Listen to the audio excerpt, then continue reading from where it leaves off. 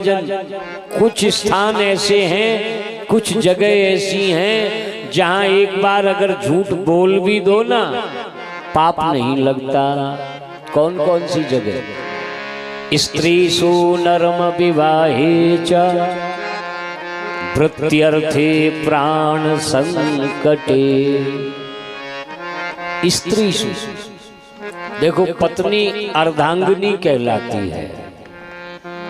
अगर आपने अपनी पत्नी को कोई ऐसी गुप्त बात बता दी जो नहीं बतानी थी फिर भी बता दी तो बुरा नहीं किया, क्योंकि अर्धांगिनी कहलाती है। पर बताने के बाद अगर आपने ये कह दिया कि किसी से कहना नहीं तो आपने डबल गलती कर दी, क्योंकि माताओं के पेट में बात पचती नहीं है। और ये माताओं का भी दोष नहीं है, इन्हें साप लगा हुआ है महाराज युधिष्ठिर का। महाभारत में वर्णन है, जब कौरव मारे गए तो एक दिन महाराज युधिष्ठिर को लगा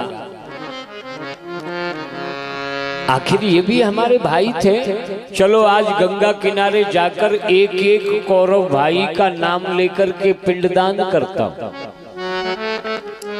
तो महाराज युधिष्ठिर गंगा किनारे आ गए और अपने एक एक कौरव भाई का नाम लेकर के पिंडदान करने लगे।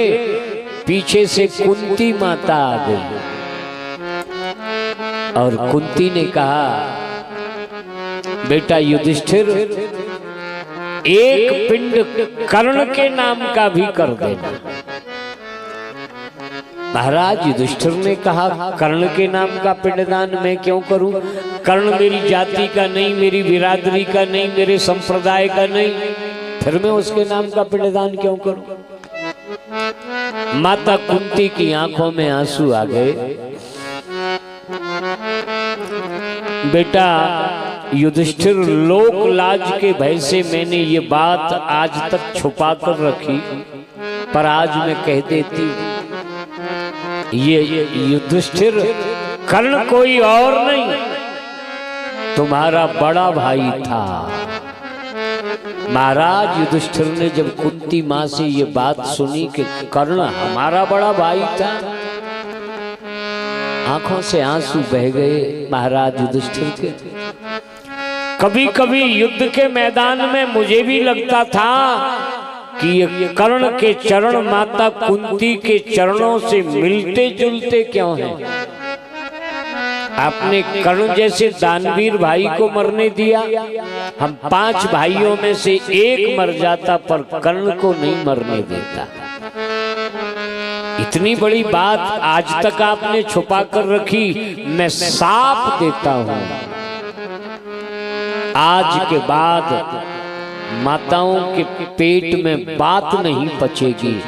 इसलिए माताओं का भी दोष नहीं, ये महाराज युधिष्ठिर का दिया हुआ साप है। स्त्रीषु नर्म विवाहे च। दूसरी जगह कौन सी है? बोले बेटी की सगाई करनी है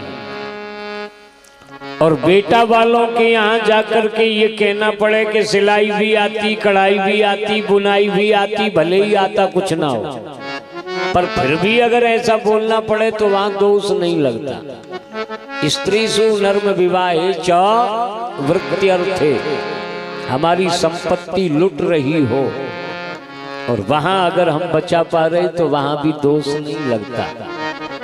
प्राण संकटे, प्राण संकट में है, वहां भी दोष नहीं लगता। यदि हम प्राणों की रक्षा एक झूठ बोल करके कर पा रहे तो वहां नहीं लगता। गौ ब्राह्मण हिंसायाम, कोई गाय की हिंसा कर रहा है, ब्राह्मण की हिंसा कर रहा है, और एक झूठ बोल करके अगर गौ ब्राह्मण का वध हिंसा बचती है तो बचा लो, वहां पाप नहीं लगता।